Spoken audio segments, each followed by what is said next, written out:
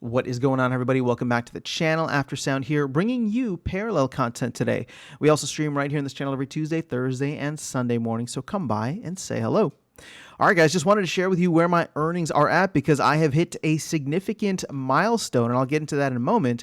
But you can see here that as of today, I have earned 0.4 in my, I guess for today's earnings. Now, this is from the top 5 games. I suppose I could continue playing. I have a nice streak going and potentially replace some of these 0.077s with games that are a little bit higher. I've been playing everything with a full 40/40 NFT deck, but you add to that 0.4, the 0.916 that I have earned in previous days, and I'm already at like 1.3 prime, which, as I was saying earlier, is significant because of the fact that it has covered the cost of the starter deck for me already. Now, granted, Prime has dipped a little bit. I think we topped out like $28 or $29 as the all-time high. We're down to 23 right now, probably due to the fact that the airdrop for the NIM token is over. I just learned about that recently, so I'm not an expert on it by any means, but it does seem like there will be a lot of other utility for Prime upcoming, as well as, Planetfall and all these other different things. So I'm not too worried about Prime dipping right now, even if it continues to dip. My whole focus on this is, okay, did I cover the cost of my what's that called, starter deck, right? I got a Markolian starter deck. I talked about it in the last video that I did here. And, 1.3 Prime at 23 bucks is already $30, right? $30. Now, I believe I bought my deck when ETH was around like 31 or 3,200 earlier in the week. And again, it's 0.01 ETH on base. So thankfully the gas fees are somewhat negligible there. And I also bought maybe a couple of cards here and there. Like I said, my total investment is probably $35. So, okay, if you want to get technical, maybe I'm not quite there yet with the dip in Prime, but I'm also not planning on selling Prime anytime soon. I want to stack as much as possible. And here I am in less than a week. In fact, in 4 days, I've already kind of covered that cost. And one of the days I didn't even finish playing all of my matches or winning enough games. I think I only had like 2 wins that day, and then I completely forgot to get back to it or was just busy the rest of the afternoon. So all in all, it's been a net win for me because now everything from here is technically gravy. But that being said, I do want to potentially get more cards, and I'm actually looking at some of the other starter decks now just because I'm looking at this and thinking to myself, I lose games to Earthen, I lose games to Shroud, I lose games to Cathari all the time, and I'm like, it would just, for my own entertainment, it would be fun to get into some of these other parallels or some of the other factions. And in that way, I'm just like, well, if I can kind of recover the cost of each of these starter decks in less than a week, then why not, right? Why not just go and, again, it's not that large of an investment right now, and I don't even look at it as an investment, right? I know this is a gaming channel at the end of the day. We talk about investments and ROI and APR a lot, but I do want to focus on the gaming side of it because I'm just having fun with the game itself. Like that's really just what it comes down to. I'm having an absolute blast with the game, and I want to kind of diversify my gaming experience because I have played the rookie missions for many of the other factions, right? The only one I haven't played is Shroud, and they seem like the most fun. Everybody thinks that they're OP, and so I kind of just stayed away, I guess, just to be different. Well, it's not even to be different.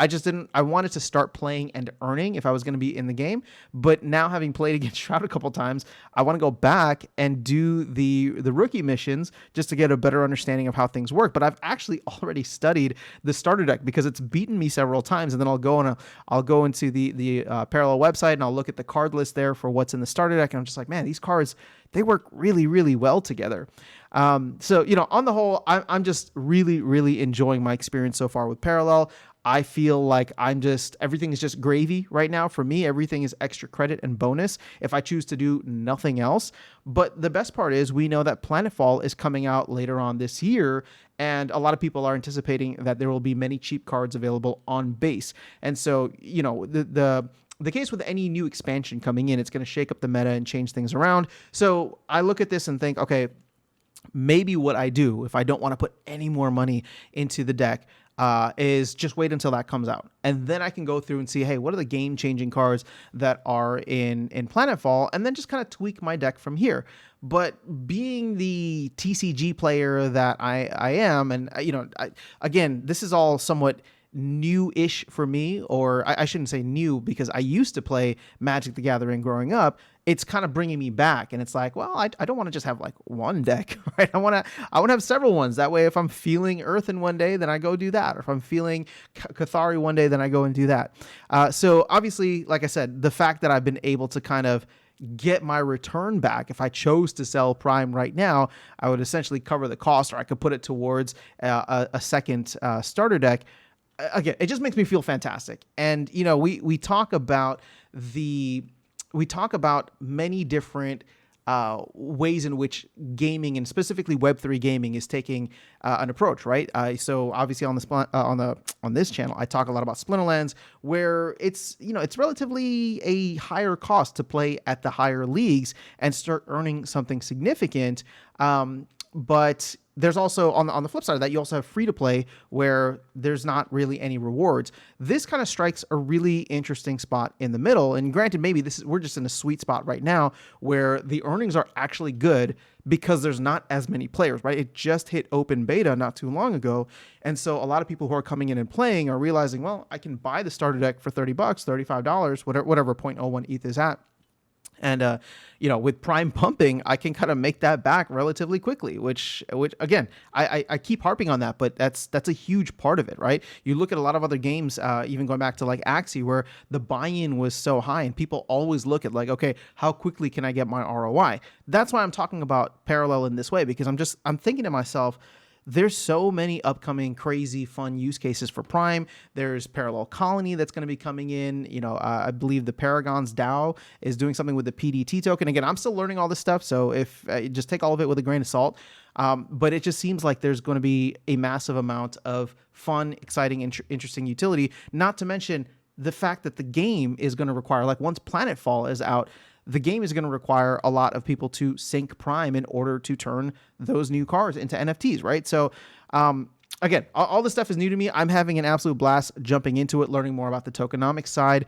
But the game itself is fun. I'm enjoying it. And I did this all playing in bronze. I don't think I ever hit silver, right? So I'm able to recover this just playing in the low leagues. And now, like I said, everything is just gravy. So I'm enjoying it. Just wanted to share my experience so far. You guys have actually been asking for more Parallel content. So I plan on trying to do more whenever I can. If I can make it a regular thing, then absolutely. And there's definitely, as I dive deeper into the ecosystem and understand how all this stuff works, I get more fascinated. I get very impressed. I'm actually very impressed with how a lot of it is all coming together. So I will try to share that with you as a way to make sure that I'm learning it fully myself, and then can break it down for you guys here in these videos. So that is all I have for you guys here. I'll catch you all in the next one and see you around the game. Take care.